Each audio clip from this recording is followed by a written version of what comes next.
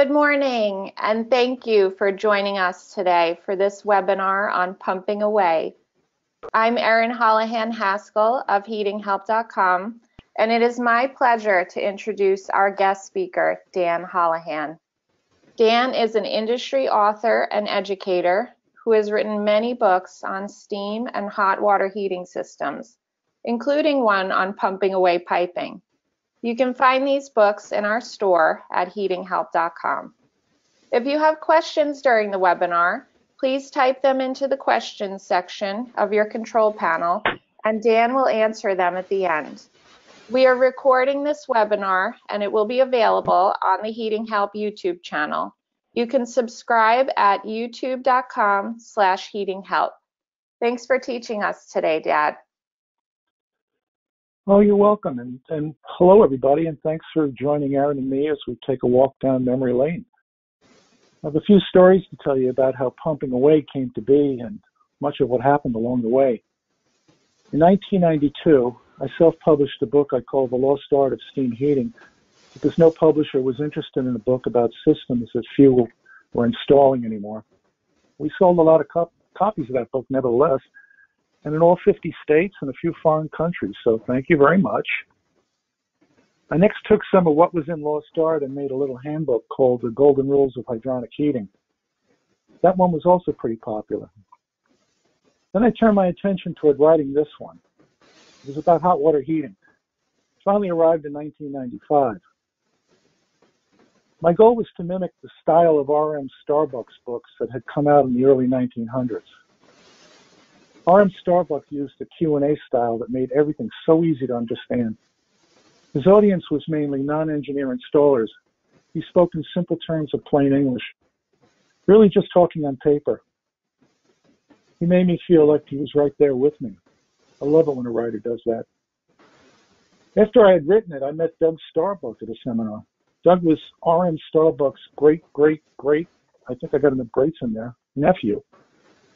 And I visited with him in Turners Falls, Massachusetts, and saw things I read about in old books. But Doug had all those products in stock and in quantity and had been there for 100 years or more. Turners Falls was once a mill town, and the Starbucks made sure that they always had what they needed down through the generations. It was quite a place, but sadly it's no longer there. I wrote about it, though, and you can check that out at heatinghelp.com.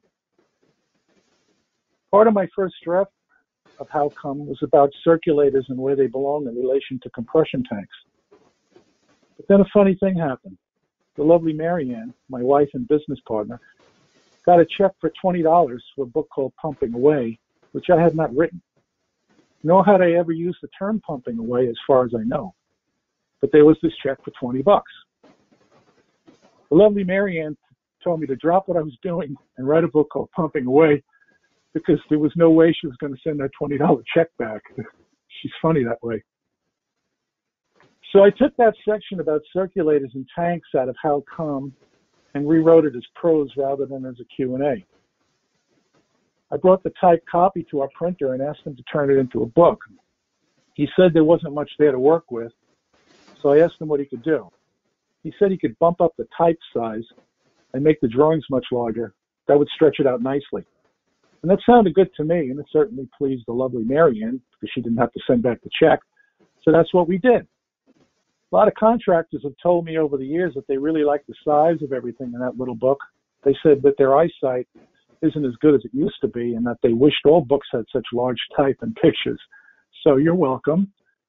And that's how the term pumping away came to be. I didn't make it up, but I am forever grateful to that contractor, wherever he may be, for coining the term that certainly caught on. Pumping away. Thank you very much. But let's back up a bit, and I'll tell you how I learned about what we now call pumping away. Gil Carlson worked for Bell & Gossett as their Director of Technical Services. I worked for the B&G rep in the New York metro area from 1970 until I left to become a writer in 1989. Gil became my teacher during those years, mainly because I asked him a lot of questions. He was quite a guy. He was born in 1922 and lived to be 72 years old. He died just before I self-published Pumping Away, which made me sad. I was hoping that my take on the whole thing that he gets credit for would make him smile and hopefully nod his head in approval. But I'll never know.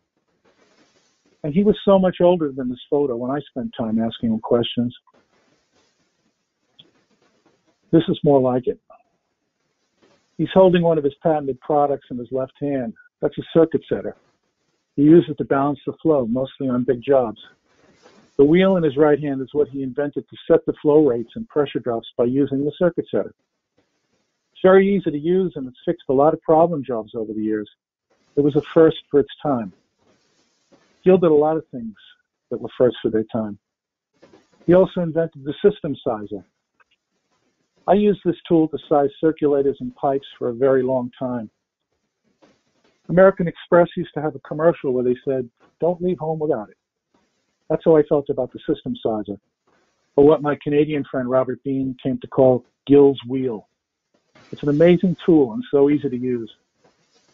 I was visiting B&G in Illinois after I'd gone out on my own, and I spotted a cardboard version of Gil's system sizer in Jim Hope's office.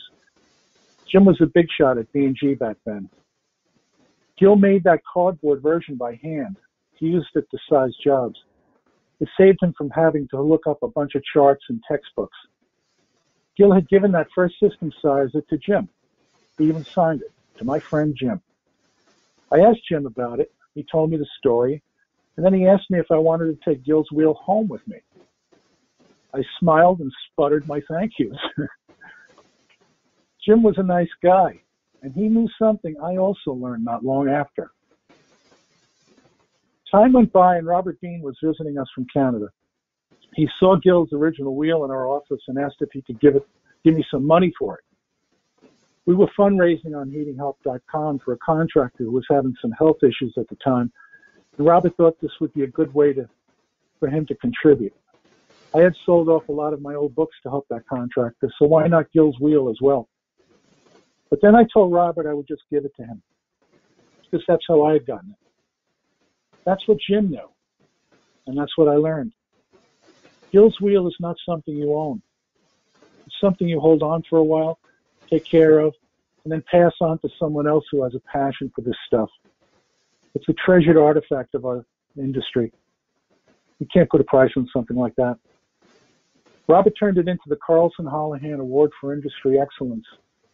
To win that 2-year honor, you have to have taught hydronics in one way or another and done charitable works along the way. A bunch of very good people have won it since then, and it's one of the things that makes me proud to be a part of this industry. Here's Hot Rod Roar. He won it this year. Well deserved.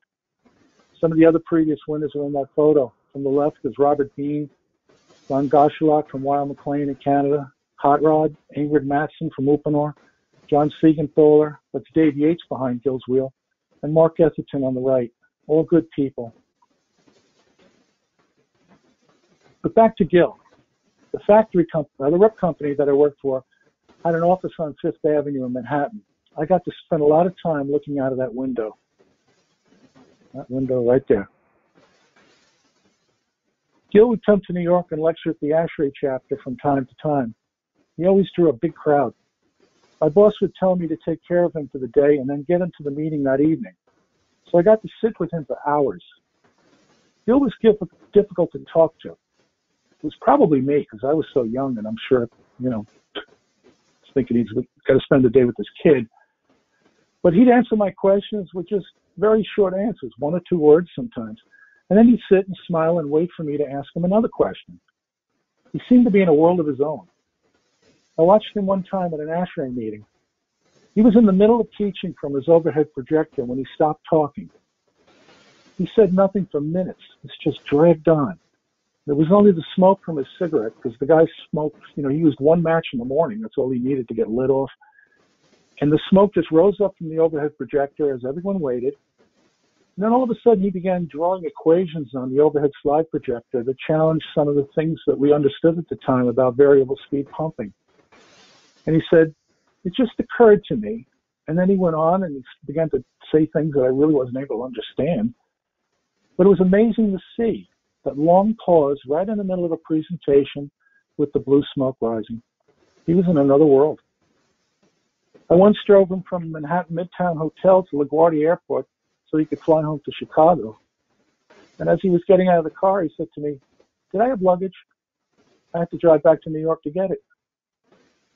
Another time, at Bellinghausen, he went out to the parking lot, and one of his colleagues came out and saw Gil was wandering around and asked him what was happening. And he said, "I think my car was stolen." So the friend said, "Well, let me drive you home." And when he got home, his car was in the driveway, and he looked at his friend and he said, "I guess my wife drove me to work today." And I don't think the guy had dementia. He was just somewhere else in his mind constantly. There was a day at B&G when he nearly got fired by one of the ITT people. ITT had just bought Bellinghausen, and one of their suits was in there walking around and getting the lay of the land, and he saw Gil in his office staring out the window. And he found the manager and he said, "I think we need to fire that man. He lacks focus." That was Gil Carlson. This guy almost fired Gil Carlson. Imagine that. One day while we were sitting in that office on Fifth Avenue, I asked him how he came to know about the point of no pressure change. During 1968 and 1969, Gil wrote a series of articles that he called Hydronic System Analysis and Evaluation. These appeared in the ASHRAE Journal. There's a footnote in those articles stating that although Gil and B&G get credit for naming the point of no pressure change, several other people, separately and independently, came to the same conclusion at the same time. And they named those people and their companies, but Gil almost always gets the credit for coming up with the idea. I asked him, "When did you first get the idea about the point of no pressure change?" He turned from me and stared out that window on the 5th floor for a long moment, and then he smiled a silly grin and said, "Oh, it's just something I've always known." "Oh," I said, "you mean you learned it so long ago that you forgot when you learned it?" "No," he said, "I just always knew it." "Oh, is that genius? How could you always just know?" I asked him why he wrote the paper about the point of no pressure change when he did in the late 60s. He said, "That's when they asked me." Oh. But one thing I have to tell you about Gil is that when he spoke, he was always absolutely certain about what he was saying. Always. At those ASHRAE meetings, he would look out at his audience, pause, and smile, and nod. And he would just keep smiling and nodding until everyone in that room nodded along with him. And they always did. I wish you could have seen that. But then I learned something. It came to me through the good graces of another of my now gone teachers, Fremont Lobestall of Ann Arbor, Michigan, one of the finest men I have ever known. Fremont pointed me toward the 1930 edition of the ASHVE Guide. That's the American Society of Heating and Ventilating Engineers. They went on to become ASHRAE. I collected just about every yearly edition of those books from the mid-1920s on. Aaron owns them now. Fremont pointed me toward these pages in the book, in that 1930 edition. I had missed it. It reads, "Effective location on expansion tank on pressure enforced systems." It was all about the point of no pressure change, but they didn't use that term. It appeared only in that one edition of the book, which they published every year. It was there, and then it was gone. It appeared only in that one time, in 1930. Strange, right? Gil Carlson was 8 years old in 1930. It's something I've always known, he told me. I think he might have read it in that 1930 book at some point in his youth, or perhaps when he was an engineering student at Purdue University. It must have just sunk in. And then it bubbled right back up in the 1960s. I've just always known. But how?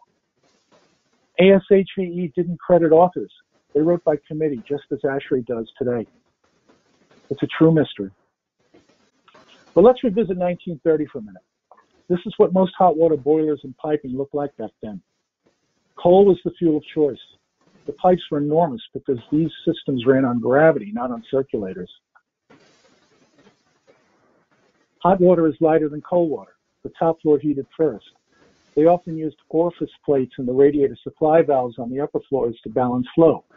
Slow it to the top floor and it will flow to the lower floors. Add a pump and everything changes. The whole thing reverses itself. The lower floor becomes the path of least resistance. They had to move those orifice plates from the upper floors to the lower floors to make it work with a circulator. And the expansion tank was in the attic. It was open to the atmosphere. There was no air separator. The air rose by buoyancy. And because it was open to the atmosphere, there was corrosion inside the pipes. That slowed the flow of water. And that led to the invention of the circulator. Homer Thrush was the first. He invented the Thrush circulator in the U.S. in 1928, 2 years before that ASHVE book appeared. Vilo did the same thing that year in Germany, and at the same time, which is amazing, that both people would come up with it in different parts of the world. It was a paradigm shift that would change hydronics forever.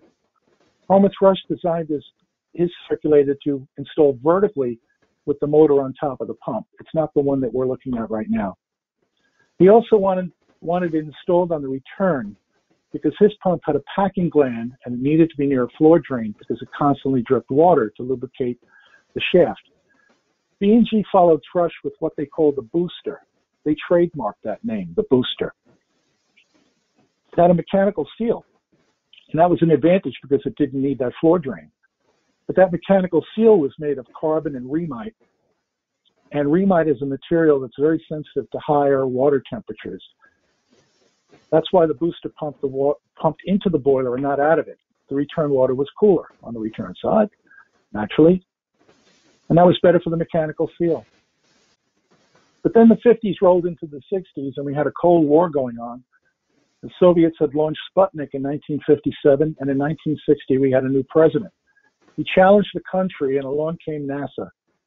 And that led to the invention of some very good ceramics. You need good ceramics to keep the space capsules from burning up on re-entry. Some of those new ceramics became the perfect replacement for the remite and the pump's mechanical seals. The ceramics the pump people chose to use could withstand 225-degree water continuously and 250-degree water intermittently. It was perfect. And guess who made those ceramics? That's right. You thought they only made beer. But they actually make some very good ceramics as well. Life's funny, huh? Isn't it funny how all this stuff comes together? And around that same time, we start to see packaged boilers. They're popular because they're very convenient for the contractor. They arrive with the controls wired and the circulator in place on the return. That saved time on every installation. The boiler manufacturers made a nice profit on the circulators they were including in the packaged boilers. Circulator manufacturer dropped their prices to the OEM boiler people. They figured they'd sell the replacement circulator down the road and again as the years went by. It's a well-known business model. Make the razors cheap and the blades expensive. You'll sell blades for years. Make the printers cheap and the ink cartridges expensive. You'll sell cartridges for years. Sell a circulator for cheap to get it on a boiler, and you'll sell all the replacement circulators for years and years to come. Except that doesn't always work out as planned. Here's a Takeo 007 replacing a B&G Series 100. Go figure. And here's that booster pump, the original one. B&G built it to pump into the boiler because of the cooler water return and the remite seal. But even after the mechanical seal showed up with ceramics in it, they still left it there. Why? Habit had kicked in. The return side was where the contractor expected the circulators to be. It was also easier for the boiler manufacturer to package it that way. It was down low and out of the way and easy to package. I once explained that to a German engineer. You'll never see a circulator on the return side of the systems in any European country where hydronics is king. I said, we put the circulator on the return because it makes the packaging easier. And the German engineer said to me, you let the packaging people do the engineering? And I said, yes, we do. This is America. And he just shook his head. But let's consider the circulators in color for a moment. It's pretty much the same in every circulator. It spins and adds velocity to the water. This action is like a bicycle chain. Move one link on a bicycle chain and all the other links move at the same time. Move one drop of water in a closed heating system and all the other drops of water will also move, and all at the exact same time. It's a liquid bicycle chain. And that's why we call it a circulator. We call it that to distinguish it from a pump. This is a pump. You expect only pressure to come out of that pump. That's what pumps do. They create positive pressure at their discharge, always. But a circulator is different in that it's like the motor on a Ferris wheel. It's turning, not lifting. The system is already filled with water, so there's no need for lifting. All the circulator has to do is overcome the friction the water experiences as it rubs up against the insides of the heating system. It's a closed system. There's no lifting. There's only turning. It's completely filled with water. So instead of thinking about pressure, let's think about pressure differential. There's a difference. Start a circulator and we see pressure differential. There's a pressure here, say 15 pounds, and a pressure there, say 25 pounds. But pay attention to the difference between the two. And PSI is equal to 23 feet of pump head. Now, if we look at a curve, say there's 23 feet of pump head, and we read over to where it intersects with the pump's curve, and then read down, and that might be 100 gallons per minute. That's the point of operation for a single-speed circulator. So now as we start to throttle that pump, we're slowing the flow down, but at the same time we're building head pressure. So this is what makes this thing work. So it's about pressure differential, and that pressure differential doesn't necessarily have to be on the discharge side. These are the circulators we used to use. Pumping away was less important when pumps were all low head. They ran at low speed. Water lubricated pumps arrived in the late 1970s, and they ran at high speed. They produced more pressure differential. And that made a big difference. Suddenly we started to see air problems that weren't there with the slow speed pumps. To understand this, consider a simple loop of piping with the circulator and compression tank. This pipe is completely filled with water and purged of all air. There's 12 pounds of pressure at the outlet side. There's 12 pounds of pressure on the other side of the compression tank's diaphragm. We'll leave out the other components such as the boiler to keep things simple for now. Let's just focus on the relationship between the circulator and the compression tank. When that circulator starts, do you think any water will enter that compression tank? And if it does, what do you think would now be in the space where the water used to be? In other words, when this comes on, will water go into there? And if it does, what will be in the pipe where the water used to be? I sense that at least one of you is thinking that air is going to replace the missing water in the pipe. And if you're thinking that, ask yourself this question. Where did the air come from? This is a closed system. It's completely filled with water. The air's been purged out of it. Air can't suddenly appear just by magic. That's impossible. And because that's impossible, I can tell you for certain that when the circulator runs, not a single drop of water leaves the pipe and enters that tank. If you can't see that in your mind's eye, just trust me for now, because it's the absolute truth. Can you have an absolute vacuum there? Is that possible? If water left the pipe and went into the tank, what would be in the space? Outer space. Is that possible? Can you have a space filled with nothingness appear suddenly in a closed loop of piping? Or is water like taffy? Can we stretch it to fill the void? That's not possible either, is it? Of course it's not. And why would the water go into the tank when the pressure at the circulator's suction is lower than the pressure at its discharge? Doesn't high pressure go to low pressure? Always? I can tell you without a doubt that when that circulator is running, it's not putting even a molecule of water into that tank. So now let's try this. We'll move the circulator to the other side and pump away from the compression tank. And as we do that, I want to ask you this question. Will water leave the compression tank and join the flow by some sort of a Venturi effect? The pipe is already completely filled with water now. Keep that in mind. So ask yourself, is it possible when the circulator comes on for it to pull water out of that tank? Or ask yourself this question. If you fill the glass completely full, can you add more water to it? And if the pipe is completely filled, How could you possibly add more water to that? So this is why Gil called this the point of no pressure change. In order to change the pressure inside that tank, you either have to compress the air in the tank by adding more water to the tank, or decompress the air in the tank by removing water from the tank. And since you can't do that because it's physics, we have to consider that the only thing that can change the pressure in that tank is when we heat the water. If the water expands when you heat it. But that's got nothing to do with the pump or the circulator, right? It's got nothing to do with the circulator at all. So that's the point of no pressure change. That's what Gil called it. If we pump away from that point, you see a positive pressure at the discharge of the pump. And if we pump toward it, the pressure differential appears as a drop in suction pressure on that circulator. And that can make all the difference on the job.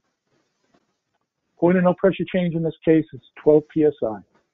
That's what you usually have in a house. So if we have the circulator on, the circulator you define a normal house, that's going to put out about 6 pounds of differential pressure. So if this has to stay at 12, when the circulator comes on, it adds the 6 pounds, and this becomes 18, and everything begins to flow, and life is good. So let's move the circulator halfway around the system to this point so that it's seeing half of the system's pressure drop on its suction side and the other half on its discharge side. You see how it splits the difference? Now we've got a drop of pressure on one side down to 9 and an increase on the other side up to 15. All right, now let's move the circulator right back here so that it's pumping directly at the point of no pressure change. That can't go above 12, remember, because you can't add water to the tank or take water out of the tank. But the pump continues to need to show that 6 psi pressure drop, and it does it by dropping its differential pressure on the suction side down to 6 pounds. So consider this now. This is a bottle of club soda. Gases dissolve in liquid based on pressure and temperature. That's Boyle's law. So think about this bottle of club soda. It's a liquid, water, with carbon dioxide, a gas, dissolved in its solution. That's what gives it the bubbles. So the higher the pressure, the more gas will stay in solution. Again, that's Boyle's law. When you shake the bottle, you move some of the carbon dioxide into the open space at the top. Boyle's law kicks in, and pressure builds up under the bottle cap. Gases dissolve in liquid in proportion to pressure and temperature. That's physics. That's Boyle's law. Air is a gas, and it's lighter than water. That's also physics. It wants to be at the top of the heating system because it's light. The air goes up. You can't argue with physics. Well, actually, you can. It's America. But you lose every time if you try to argue with physics, believe me. So what happens to a gas when you suddenly drop the pressure on it? It's going to come blasting out of solution. So in a heating system, when you see that condition where suddenly the pressure at the pump suction in the basement drops by 50%, what happens to the air bubbles at the top of the system where the pressure is already lower? The little bubbles become big bubbles, and big bubbles are hard to move. They start to clog the radiator, and they stop the flow of water around the system. They cause uneven heating and callbacks, and now you got to go out and bleed radiators again and again. Who needs that? Or let's look at this now. This is on a bigger job. So we have here, we're going to put the circulator on the discharge side, pumping away from the compression tank. And that's going to be, say, a 2 horsepower inline pump, which can produce about 30 feet of head. That's 30 feet ahead right there. And the point of no pressure change is here where the tank is mounted above the boiler. So 12 plus 13 is 25 pounds. And that's what you're going to see at the discharge of that circulator. And everything's going to be fine. It just rolls right around and the water flows and life is good. So now let's move the circulator to the return side so that we're pumping directly at the point of no pressure change. Nothing else has changed except for that. Point of no pressure change is still 12 psi. But now we're in a situation where the pump's ability to produce pressure, is coming out on the other side. So suddenly at the suction side, we're at minus 1 pound of pressure, which is equal to 2 inches of vacuum. And if we put an automatic air vent up here, every time the circulator starts, air is going to go right into that automatic air vent and enter the flow in the system. And you're going to have a never-ending air problem. Why would you do that to yourself? Well, consider this. Here's a small package boiler, residential boiler, and the feed valve is on the suction side of the circulator. A lot of people put them in that way. The circulator starts and drops the pressure at the suction side to 7 psi. As soon as it comes on, it's going to do that. Boy, no pressure changes there. 12-pound feed valve comes on. This drops, creates a 6-pound differential. About 1 of those pounds is going into the boiler, and the rest is showing up as a drop in suction pressure. So suddenly you've got a 12-pound feed valve sensing 7 psi pressure. It's going to feed. And when it feeds, it's going to bring the system pressure up probably to about 18 pounds. And the funny thing is, this will only happen once. It'll only happen once. It'll happen when the circulator first comes on. Here it is in real life. There's the feed valve. It's going right into the suction side of that pump. But what's critical about this, you may not think it's a problem because, so if you go from 12 to 18 pounds, your relief valve's still set at 30 pounds. But when it comes to compression tanks, their size based on the volume of the system and the difference between the fill pressure and the relief pressure and the temperature of the water. When you increase the system fill pressure by 50%, which we just did, the required compression tank size doubles. So if you add an extra 15 in there now, suddenly you need a 30. You don't have it. So now you watch very quickly the pressure starts to build up and your relief valve begins to weep. And that's being caused by this situation. So don't do that. Now, as pumping away caught on, some boiler manufacturers suggested that the contractors install a compression tank at the circulator suction site because they did not want to move that pump. It was part of their packaging. They were making money on the pumps. Everything was fine. The world was good. They said, okay, if you want to pump away, put the tank there. There was nothing for them to gain as boiler manufacturers by moving that circulator. It would just cost them money. They also knew that if contractors started buying circulators on their own rather than on packaged boilers, they were going to lose that money that they were making on the pumps.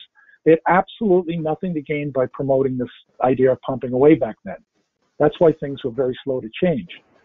Unless something is in your self-interest, you're probably not going to do it. So there's the point of no pressure change. 12 pounds.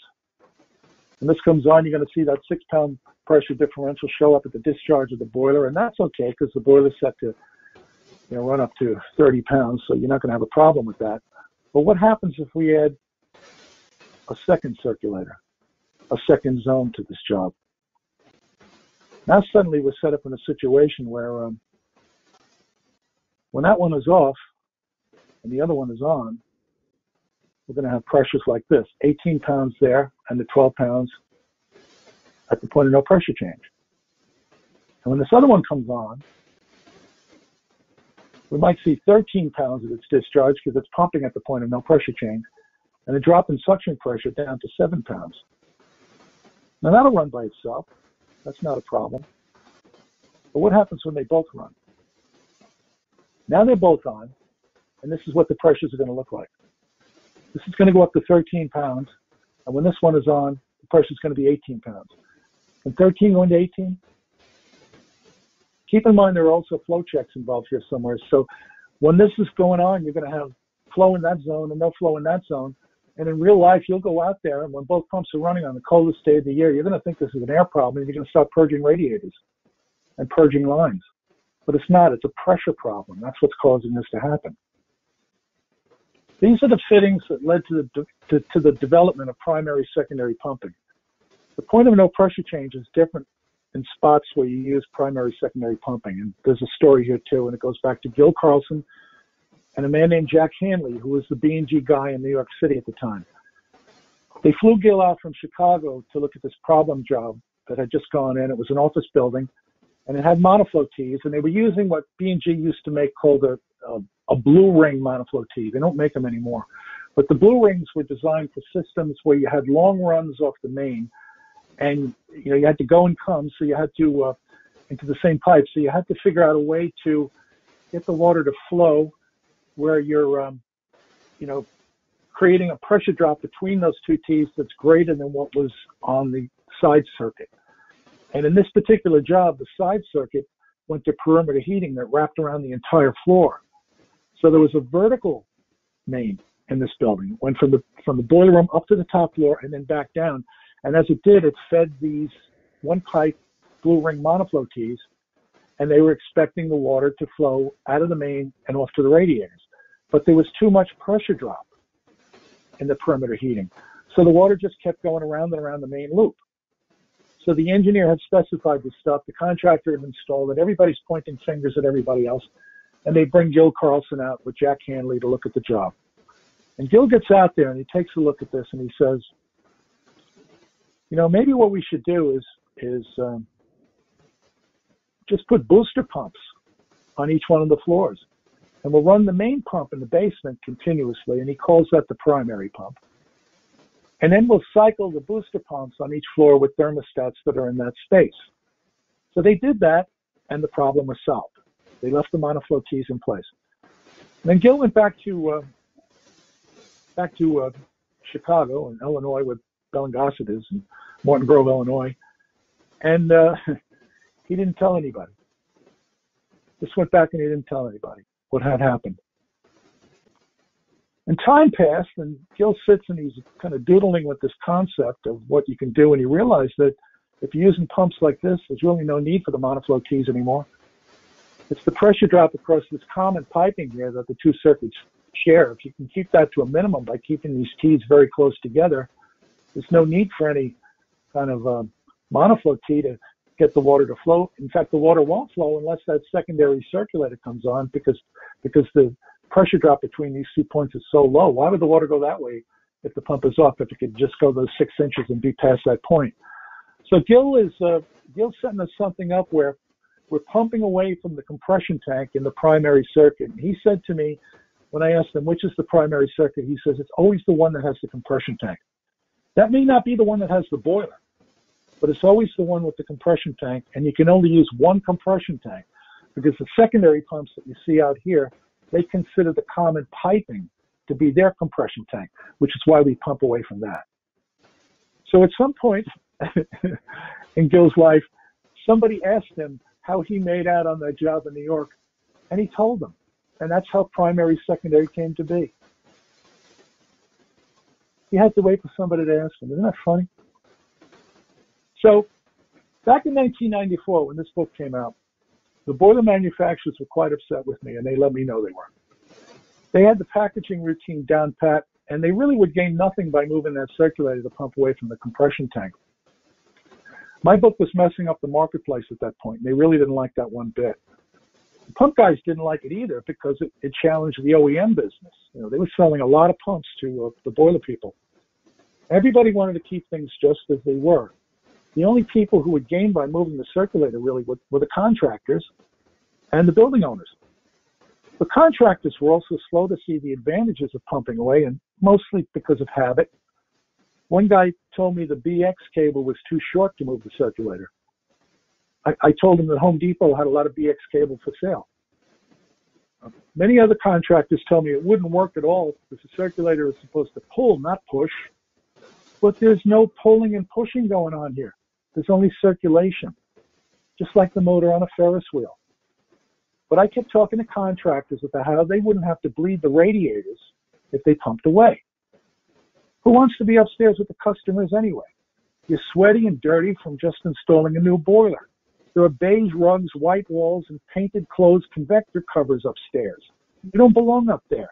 Too much stuff can go wrong up there. You have to move furniture up there. The customer's holding the final payment up there. Not having to bleed radiators is what finally won over the contractors. Many tried it and talked about it, and that convinced others to try it. Now it's something we just do. And the lesson learned in all of this is if you're trying to talk people into trying something new, you really have to show them what's in it for them. Nobody likes to bleed radiators. Nobody. Another contractor, an older guy, told me the pump itself proved that it wouldn't work. Just look at it, he said. It's designed to pump down, not up. I asked him to try it just once. He would be convinced. I guarantee it.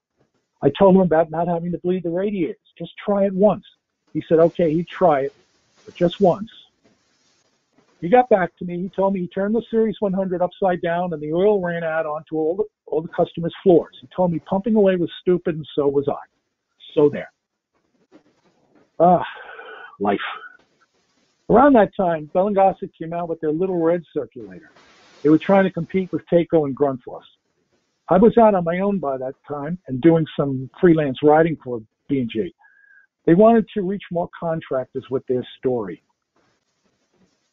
I wrote this Zoning Made Easy book under contract for them. I wrote it in my style. I tried my best to sound like R.M. Starbuck. I used simple terms of plain English. I talked on paper. I used a lot of visual imaging, just like I'm talking to you now. Just talk on paper. I went out there to meet with them about this book, and one of the B&G engineers took me into a closed conference room and told me that my writing style made him want to puke. It offended him as an engineer, he said. I told him that I hadn't written the book for him. Well, they paid me. It's such a sweet memory, it really is. At the same time, pumping away was catching on. And I suggested that B&G turn that little red circulator over and rebrand it as a pumping away circulator. I figured they'd own the business because they could tell the contractors that if they used pumping away circulator, they wouldn't have to bleed the radiators. They could also say that Gil Carlson had come up with the idea, and Gil was their guy. But one of the B&G people at the meeting told me that was a bad idea, because if they turned the circulator upside down, so would the decal be upside down, and that would look stupid. So I told them about the ketchup. They still didn't go for it. You see, this is really what it's all about, pumping away. It's the reason why it took off when it did. It's in the contractor's self-interest to pump away. The building owner also gains because the system is quieter and there are no problems with air blockage, but it's really about the installer. What's in it for you? Saved time and money. It's as simple as that. And let's face it, nobody wants to take that cover off. Because if you do, what you find in there is this little key bleeder. Can you hear it talking to you? Can you? It's saying, go ahead, touch me. I dare you. You feeling lucky? Touch me. Well, folks, that's what pumping away is all about, how it came to be, and what happened along the way. Thanks for taking the time to walk with Aaron and me down memory lane. I had fun, and I hope you did too. And I will be forever grateful for that contractor who sent the lovely Marianne a $20 check for a book I had not yet written, and for coining the term that is the title of that book. That little book put Erin through college, so thank you very much. Erin? Yes, thank you. We do have a few questions. There is one from Kent, and he is wondering, is there a recommended maximum number of elbows between the up pipe of a monoflow tee and the baseboard? No. B&G publishes a chart that looks like a bowl of spaghetti. It's got 4 parts to it, and you have to know the flow rate that you need going to the monoflow tees, and you also have to know the pressure drop that you're going to see, which is where that system sizer comes in. And once you work your way through that, you'll find a point on the last of the 4 charts that shows you what will happen if you use 1 monoflow tee or 2 monoflow tees, and then you have to choose between those 2. So that's as specific as it gets, because each elbow is going to cause a drop in pressure, but how much would depend on the flow going through it and the length of the pipes on that whole circuit. So unfortunately, you got to go through that whole thing. They may have that, on computers now, but I haven't seen it. Okay, and Dan is wondering, can you still purchase the B&G system sizer calculator in the cardboard form? Well, the one that they sell now is plastic. The only ones that were ever cardboard were I think Gil made 2 of them or 3 of them. And, we've got 1 of them now. But, yeah, you can get that. See your B&G rep. Okay. But it's also a computer program, too, and an app on the phone, I believe. Great. Now, James has a question. When pumping away from expansion hung on a spira vent, is it okay to have the feed valve piped into that point? Yes. Yeah, the feed valve should always be at the point of no pressure change so that it doesn't feed when the circulator starts and stops. Richard is wondering, are you recommending putting the circulator on the supply rather than the return, then no bleeding radiators? Yes. But it needs to pump away from the compression tank. This has nothing to do with the boiler. It's often right after the air separator, because the air separator is typically on the outside of the boiler because that's where the water is hottest and it's easier to get the air out that way. But it's the pump and the compression tank. Those are the two things that matter. And Flavio wonders, how does pumping away apply in a high efficiency boiler? They like you to pump into it so that the positive pressure goes into the boiler itself, and that's because of the high pressure drop to modern mod cons. Got to keep the flow rates right. This one's from Benjamin. He says, does the air left in the very top of the radiators with pumping away eventually get mixed in with the water of the system? Yes. But years and years after I wrote that book, I did seminars all over the country, and when I talked about this, I would always say, raise your hand if you're doing pumping away and you don't have to bleed radiators anymore. And everybody that was doing it would raise their hand. So it's just physics. You're adding a significant amount of pressure to the bubbles, and the bubbles get smaller. And when the bubbles are smaller, they're easier to move back to the air separator. So if the system just starts up without having to go around bleeding radiators, you don't want to be upstairs. And Robert is wondering, when using buffer tank, should the point of no pressure change be on the primary or secondary side? The point of no pressure change is going to be where the compression tank is. So wherever that is, that establishes the point of no pressure change. It has nothing to do with the buffer tank. Okay, and Drew asks, if a single circulator system were to be repiped, should we repipe to just pumping away or convert to primary, secondary? It depends on the size of the job. If it's just one circulator, it's probably going into a house, and I would just have the circulator pumping away, and that would be good enough. It's unusual to use primary, secondary in a house unless it's a mansion. And Carlos is wondering, he says, I've always known it as an expansion tank, but you're calling it a compression tank. Is it the same thing? No, expansion tanks are the tanks that they used on the gravity systems that were open to the atmosphere. So they named it that because the water would use it to expand. And once they moved the tanks to the basement, which happened around 1919, they closed the tank and then began to call it a compression tank because now it had a sealed air space in it that would compress as the water heated and expanded. So expansion tanks are open to the atmosphere, compression tanks are closed. But the terms typically get used interchangeably these days. And we have a question here from Christopher. He asks, when utilizing a secondary loop on a boiler feeding multiple apartments, will placing pumps on each apartment be the best way to ensure proper water flow, or are monoflow Ts required in this case? Nowadays, I would definitely do it with pumps, and primary, secondary. I wrote a book about that called Primary Secondary Pumping Made Easy, which is on heatinghelp.com. But you can get into what's called primary, secondary, tertiary, and that's really on big jobs. And so you'd have a primary loop in the boiler and a secondary loop that would go out to apartment buildings, and drawing off of that loop, there'd be other pumps, which we call tertiary, which is a fancy way of saying third. And you'll start using a lot of pumps. Steve is wondering, is it best to use a hydronic air separator when installing high efficiency boiler?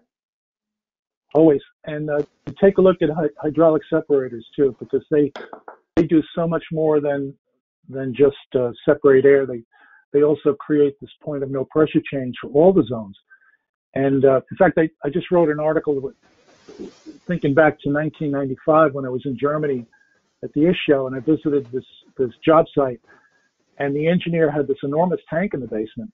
It was about 6 feet high and wide, and all the pipes just came and went out of it. And I said to him, "What's in that tank?" And he said, "Water."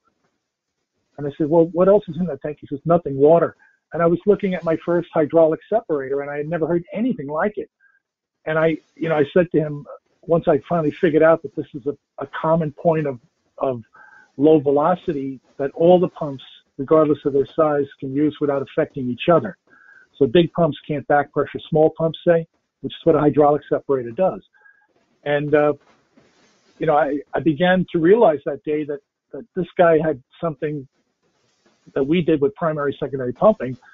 So I made him a sketch of the American way, Gil's way, and he looked at it and shook his head and he said, "Too much piping."